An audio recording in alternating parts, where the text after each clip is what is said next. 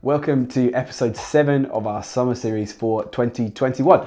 I hope you have encountered the rest of these core messages. If you haven't, don't panic. There's a playlist and you can go and find all of those and get yourself caught right up. They all work together in our themes, but they are standalone messages for us. What are our themes for this summer series? We want to think about, talk about, connect with each other around things that will help us to follow Jesus. And to shape that and help us think about that, we're looking at moments in the book of Acts. And then to finish this kind of 3 layers in our thinking, that third layer is application. What are we going to do about the things that we have heard and the things that we have read? We've got to do something about it. I don't normally have this with me. This will make sense, hopefully, if I do my job well a little bit later on. So that will come into its own a little bit. But I want to do 3 things for us in this communication. I want to plant us in Acts chapter 5 and give us a very quick summary and overview of that. And then we're going to dive right into Acts chapter 5, verse 29. And I want to do a little bit of a word search, a word study with us. Don't panic if that's not your thing. We will come back up for air and find a way for that to be useful for us. And this is where our friend the lamp is going to hopefully come and tie all of these things together. It's a high aspiration, but we're going to give it a go.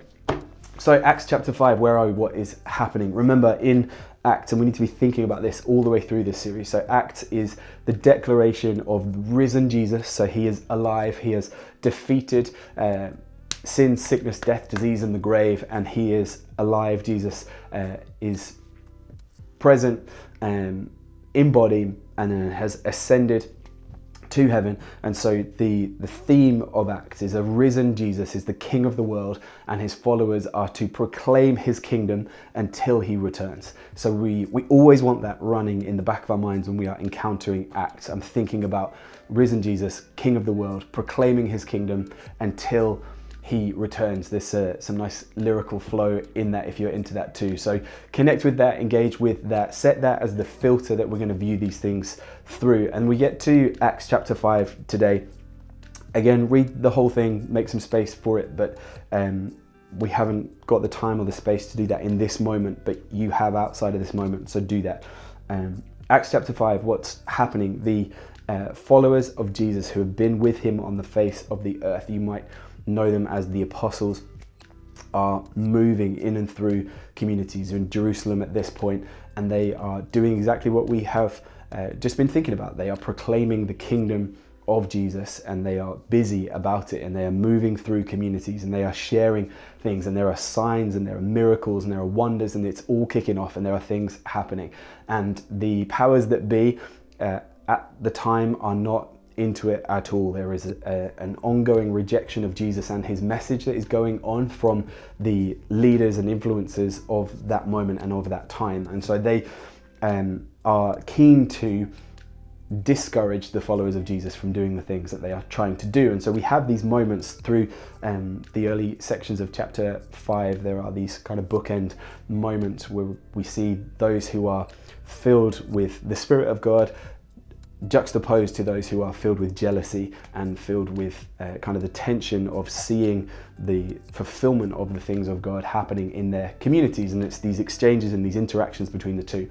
And so we move on through some more of chapter 5, and we find the followers of Jesus. They are in prison, and a miraculous thing transpires. The angel of the Lord, and you can bookmark that and search that for another time and another place, but the angel of the Lord has miraculously delivered them from where they were in prison, and then we pick them back up in the temple, and they are again talking and telling people about Jesus. There are signs, there are wonders, there are exciting things that are happening, and the powers, rulers, authorities of the day, not into it, not down.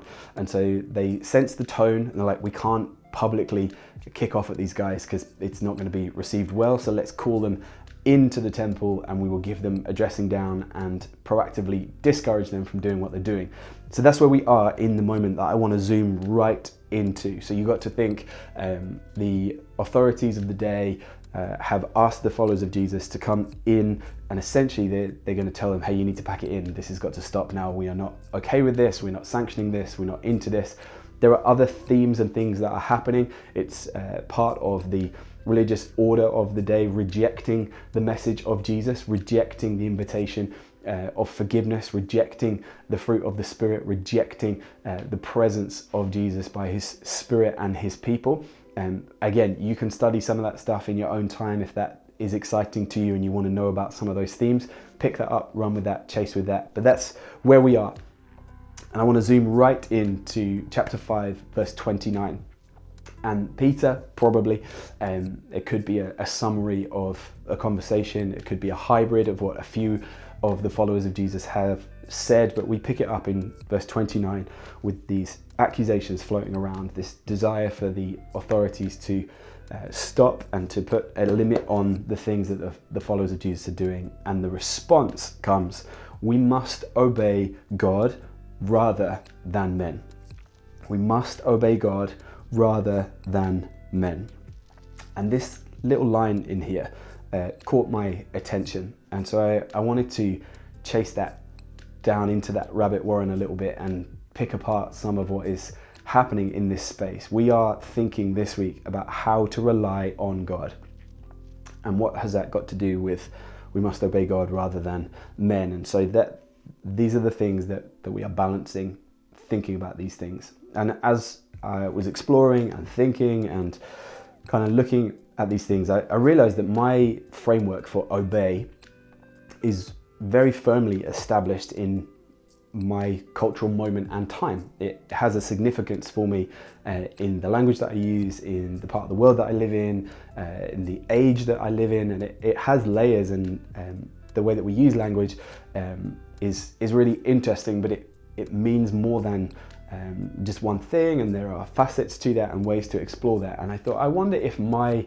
comprehension of obey tracks across what we would have had in Greek, in the ancient Greek. This is what we would have, it's where we inherit this from, and it's a translation of ancient Greek, and all of that is fine, and we know and we understand that. And so be gracious to me.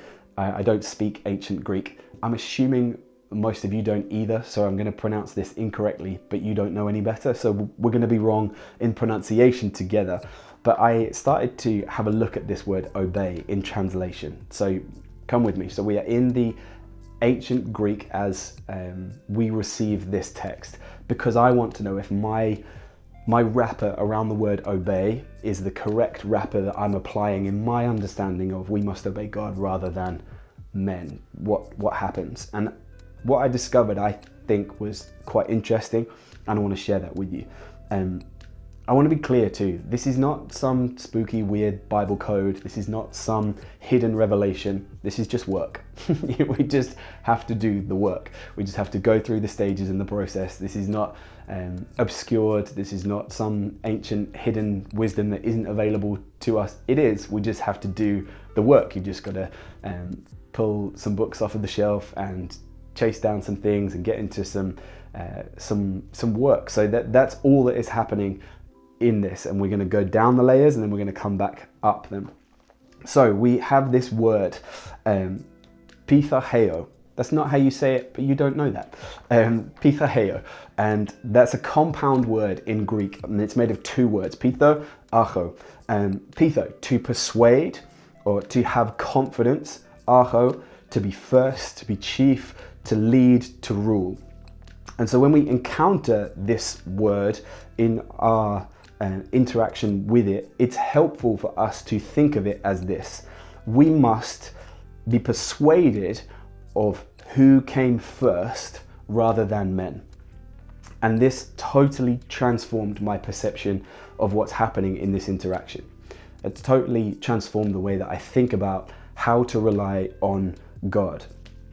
The idea of being persuaded, of having confidence, of being convinced, of being invested in the one who comes first. That's speaking of God as the source rather than the consequence or the subject or the thing that comes secondary. It's coming way out of the immediacy of what I'm pushed up against and not letting my dependence, my confidence, my faith, which is important, we're going to come back to faith, be influenced or determined or shaped by the things that I'm interacting with, but instead I am persuaded by the one who came first. This, I hope this is unlocking doors for you too, because I think my wrapper and layer that I had around obey meant some different things to perhaps what we can interact with in our understanding of being persuaded to have confidence in the one who must come first. Why is that important? Because obedience is faith. And what does faith mean in this space? Faith means to believe in Jesus. That's what this is saying, that we have a confidence to rely on God when we believe that Jesus is who he says he is, that builds faith and that enables us to respond in obedience. Again, that's not the boundary edges of being told what to do. That's the persuasion of the one who came first, that we look to God as our source. This is where this is going to come and help us, I hope. It's a lot of information, and remember the privilege and the advantage of having these resources in this way. Pause the thing, go back, rewatch it, share it with somebody, ask what they think, do an internet search of my horrible Greek pronunciation, ancient Greek pronunciation, and see where you end up. But this compound word, this idea of being persuaded, having confidence in what must come first, got me thinking about the source before the substance. This lamp, it's on, great, and it's helpful, and it's going to illuminate what I'm working on, and it's going to provide light, and it's going to do all the things that you want a lamp to do. It's great. There is some aesthetic value if you are into its styling. If you're not, it doesn't really matter. It doesn't affect or limit its function. But I think we rely on God by thinking about it this way. We rely on God through our interaction with the subject, forgetting the source. What do I mean? This lamp functions, it does what it's supposed to do because there is a source of electricity that allows it to illuminate the bulb. When we think about our confidence, is our confidence in the lamp or is our confidence in the electricity? Now that's a strange thing to say, and I'm sure you've never worried or thought about having confidence in electricity, but come with me and apply this to your own existence, because in our interactions in daily lives, we are looking at people, places and things, and they are significant and they're important, but we believe that we exist to serve people in places with things. We want to use the tools that we've been given to communicate the risen Jesus, King of the world. We want to declare his kingdom until he returns, and so we want to use the things that we have in the places that we are put to speak to the people that we are surrounded by.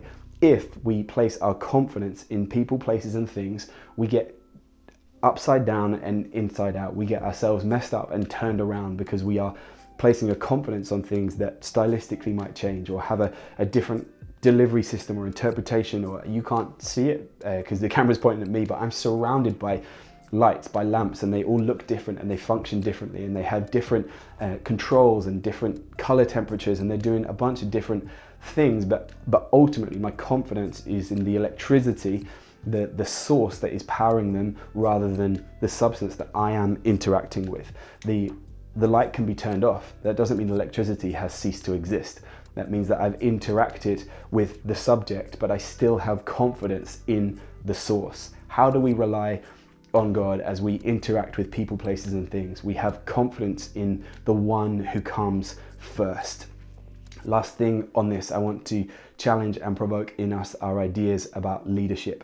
I think sometimes we think the leader, remember we're thinking of archo, so that to be first, to be chief, to lead, to have authority. I think our wrapper around some of those things, the assumption can be that's the one stood at the front of the queue, instructing, barking the orders, pointing the way, leading to the direction that maybe we want to travel, and we can passively just tack ourselves onto the back of the queue and just sort of shuffle forwards and along, following whatever is happening in front of us. This is not that. God does not lead in that way. God does not lead from the front of the line. God is the source. He is not even stood in the line. Don't look for him in the line. Don't look for him in the lamp. Don't look for him in the interaction with the subject.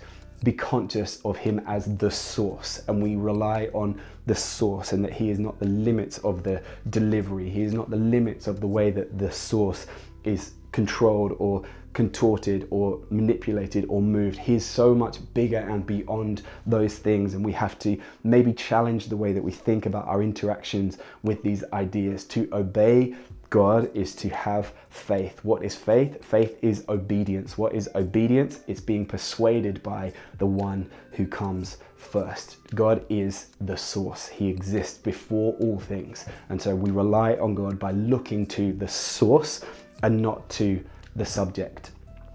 What do we do with this? Well, first of all, if that doesn't make sense, reach out, get in touch. I want to talk about it. You might have a different opinion or a different reading of those words, that information. You might put them together differently. That's okay. We can talk about that. We can get into that. So if it doesn't make sense, don't dismiss it and go, I can't be bothered with this. Dig in a little bit. Remember, this is not Bible code, some hidden conspiratorial thing. It's just putting the work in. That's all it is. So put the work in, engage with it, wrestle with it, chew on it, move it around, see where it finds you. And in that wrestle, looking at what does obedience mean? If faith is obedience and obedience is to believe in Jesus, what do I do about that? I have confidence. I'm persuaded by the one that comes first. We need to pray with and for other people. And some of you immediately are like, yep, good. I'm cool with this, let's go. And others are like, nope, this is not the one for me, and I'm going to check out of this. But this is our application. And I really want to encourage us to be brave here, that we can look to those that we know, that we love, that we are supported by, that we're in community with, to be brave and say, hey, we are a people that praise. We are in conversation with the source. We are in conversation with God, and I want to rely on God, not on my interaction with secondary things. I'm not dependent on the signs and the wonders. I'm not looking to somebody maybe stood at the front of the queue, metaphorically, that I feel I'm stood in. I want to rely on God. How do I do that? We've got to talk to him, and we've got to talk to each other about talking to him. And so connect with people this week and pray with and pray for people. If you have never prayed in your entire life, today's a good day to start. And if you have prayed every day for the entirety of your existence to this point, please pray again today, but connect with people. And you can do that out loud. You can do that silently. You can do that through visual art. You can do that through a musical medium. You could do that through connecting with people in outside places, other things. There are endless ways that we can pray, that we can connect with each other and the Spirit of God in that. So our application, pray. Go and pray with, go and pray for other people. Be brave, be bold, thinking about our call is to proclaim the kingdom of the risen Jesus until he returns. Be brilliant. Learn how to pronounce some ancient Greek, and we will see you really soon.